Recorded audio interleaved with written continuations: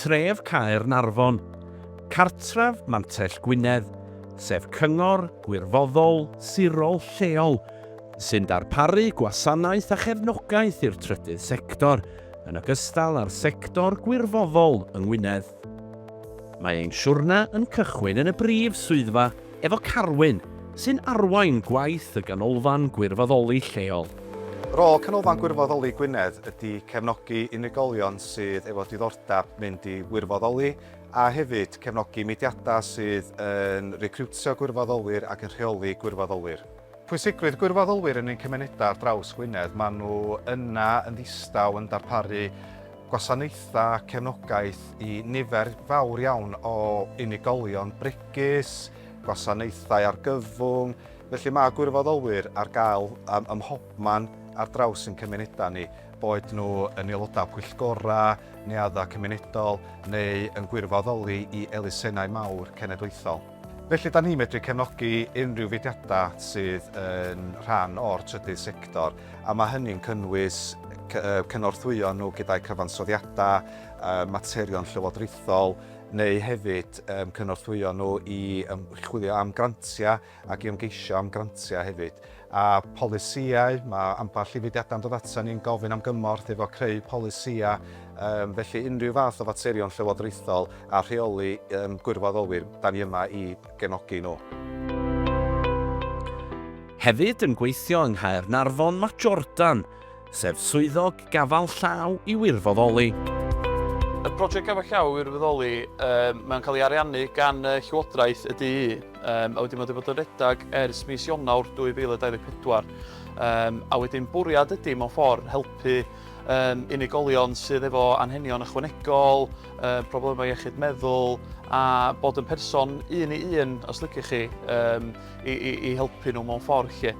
Fel yn ei sôn, mae'r prosiect wedi mynd yn hynod o dda ers mis Ionawr 2024, a wedyn dwi wedi cefnogi i fyny i 86 o unigolion hyd hyn sydd yn gret lle, wedyn rhai annan mwy o cymorth na eraill hefyd lle. Mae rhaid i fi ddweud, mae hwn wedi bod yn swydd o freuddwyd i fi mewn ffordd lle. Dwi wedi mwynhau gymaint, a sy'n ni'n dweud y peth mwyaf dwi yn mwynhau lle ydy gweld y gwahaniaeth yn yr unigolion lle. Dych chi'n bod o lle maen nhw'n cychwyn i lle maen nhw'n gorffan mewn ffordd lle. So, da ni'n cael llawer o unigolion sydd yn dod yma reit swyl, sydd yn cychwyn a ddim yn rhaid siŵr beth maen nhw eisiau gwneud lle. A wedyn yn y diwedd, da chi'n gweld yr hyder wedi datblygu gymaint yn nhw. Da chi'n bod lot o pethau wahanol mewn ffordd lle. Am bwlleli â ni nesa i gyfarfod â gwirfoddolwraig a chyfaill ffôn. Dyma stori Rhiannon. Dwi'n gwneud telefon befriending. Befriending service ydy o mewn ffordd, a dwi'n gwneud o ers mis Mai. A wedyn, beidio, dwi'n ffonio nhw am awr bob wsos, yn union yr un diwrnod ar un amser bob wsos. A mae o'n dda i fi efo nhw, achos mae nhw yn cael siarad a cael sgwrs beth bynnag maen nhw isio. Maen nhw'n cael be maen nhw wedi gwneud yn ystod wsos, be fyddan nhw'n gwneud, be sydd wedi digwydd iddyn nhw mewn ffordd, be maen nhw wedi gwneud i gyd lle. Hyd yn oed be sy'r teledu, teulu, maen nhw'n bob dim fel e, maen nhw'n cael sgwrs.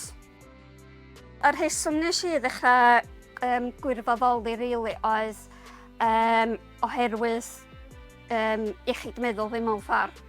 A wedyn oedd mewn ffordd o'n i'n gynna fi migraines hefyd.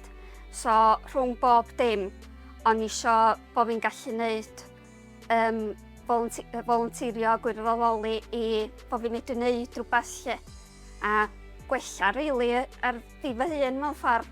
I fi, dwi lot mwy hyderus yn fi fy hun, bod fi yn medru gwneud pethau gwahanol hefyd.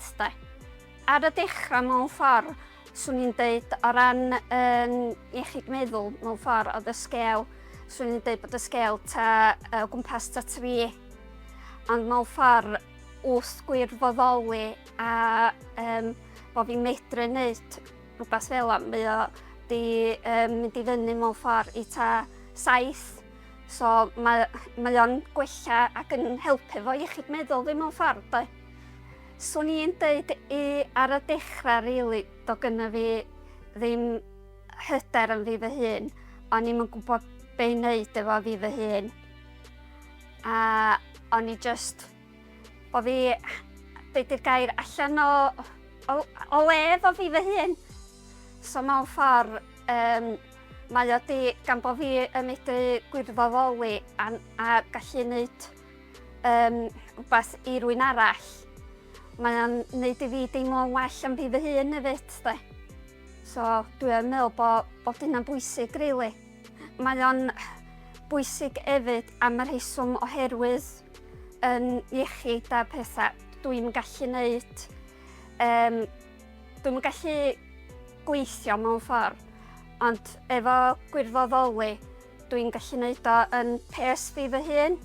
Os swn i'n gweithio, swn i'n gadael rhywun lawr. Ond efo gwirfoddoli, dwi'n gallu wneud yn amser fi fy hun mewn ffordd, lle de. So dwi'n meddwl bod hynny y lot yn bwysig iawn. Mae ganolfan gwirfoddoli Gwynedd wedi helpu fi mewn ffordd i medru wneud a darganfod pa fath o gwirfoddoli dwi'n medru wneud efo'n gallu fi mewn ffordd. So mae wedi helpu lot. Maen nhw wedi bod yn gefnogol, fel mae Jordan wedi bod yn gefnogol, achos efo ni bai am Jordan, swn i'm yn cael gwybod y gwahanol mathau a trio gwybod pa rei dwi'n medru wneud mewn ffordd. Ges i pan o'n i ar yng ngweitha efo iechyd meddwl, ges i'n cyfeirio i ganolfan Felin Fach Bwylleli, a maen nhw wedi wneud dipyn i helpu yn iechyd meddwl fi mewn ffordd, achos da ni'n medru wneud gwahanol bethau gweithgaredd a celf. A dwi'n meddwl bod hynny yn helpu rwy'n i ddod at i helpu efo iechyd meddwl mewn ffordd.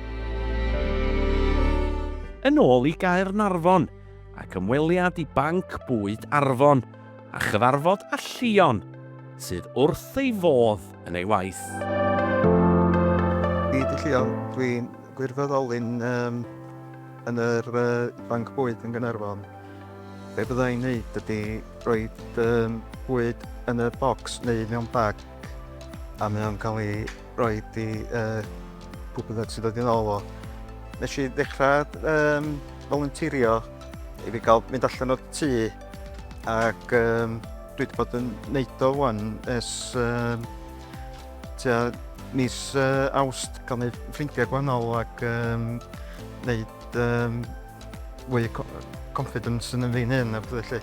O ran hyder, mae o 2 allan o 10 di bod, a wedyn mae o wedi mynd o ran hyder ers fi fod yma i 8 allan o 10. Yn lle bod fi'n ista'n tŷ yn Llarug yn neud un byd, dwi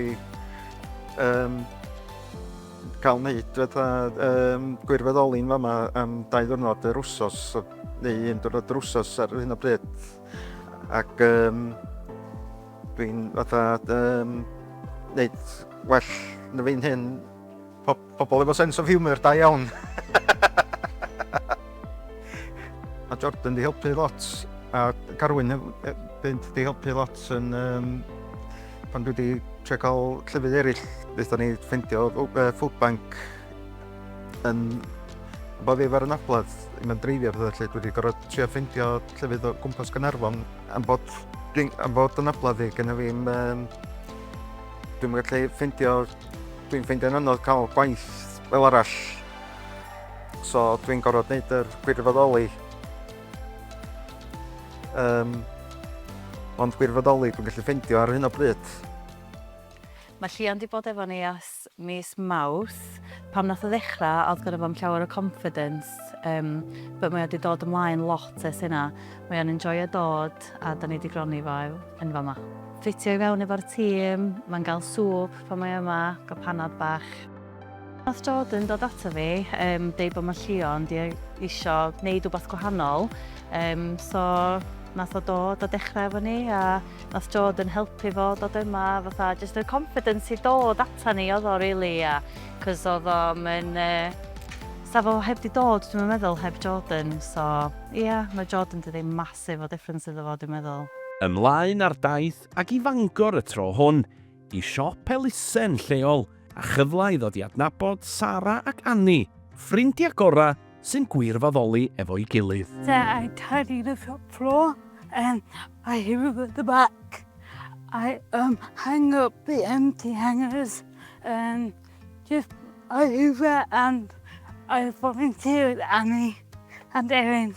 I started volunteering because I didn't know what I wanted to do when I left school. And I wanted to help others, and I wanted to gain some confidence and meeting new people.